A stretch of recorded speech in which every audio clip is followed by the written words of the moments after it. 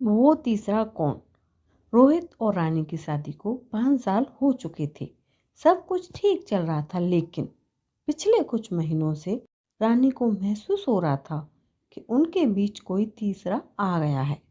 रोहित अब घर देर से आता, अक्सर फोन पर मुस्कुराता रहता और जैसे ही रानी कमरे में आती वह फोन लॉक कर देता। रानी के मन में शक का बीज पनपने लगा था। एक ठंडी रात जब रोहित सो गया, रानी ने हिम्मत जुटाई और उसका फोन उठाया। फोन पर लॉक था, लेकिन नोटिफिकेशन में एक मैसेज चमक रहा था। कल शाम 6 बजे पुरानी जगह पर। सब तैयार है, बहुत मजा आएगा। रीति। रानी के पैरों तले जमीन खिसक गई। रीति कौन थी?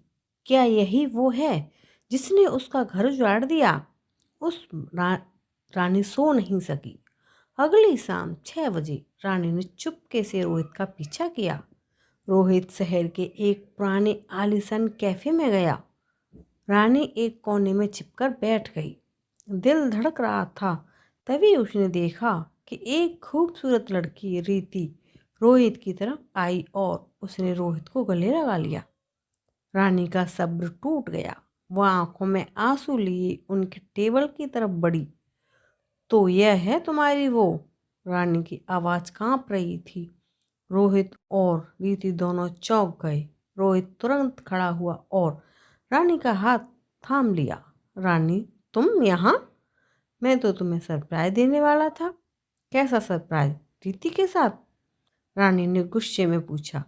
रीति मुस्कुराई और बोली, नमस्ते भाभी, मैं रीति हूँ, रोहित की कॉलेज फ्रेंड और एक इवेंट प्लानर। रोहित पिछले 2 महीने से मेरे साथ मिलकर आपकी 5वीं सालगिरह के लिए एक बड़ा सरप्राइज प्लान कर रहे थे। हम वही पुरानी जगह यानी वह रिजॉर्ट बुक करने की बात कर रहे थे जहां आप पहली बार मिले थे। रोहित ने रानी की आंखों में देखते हुए कहा, पागल, मुझे लगा तुम दफ्तर के काम में उलझी हो, इसीलिए मैं चोरी छिपे सब तैयारी कर रहा था ताकि तुम्हें चौंका सकूं। मेरे लिए वो सिर्फ तुम हो, हमेशा। सीख। कभी कभी संवाद की कमी से वो तीसरा हमारे दिमाग में पैदा हो जाता है, जबकि असलियत में वहाँ सिर्फ प्यार और सरप्राइज छिपा होता है। रानी को अपनी गलती का एहसास हुआ और उस रात की ठंडक उनके रिश्ते की गर्माहट में बदल गई।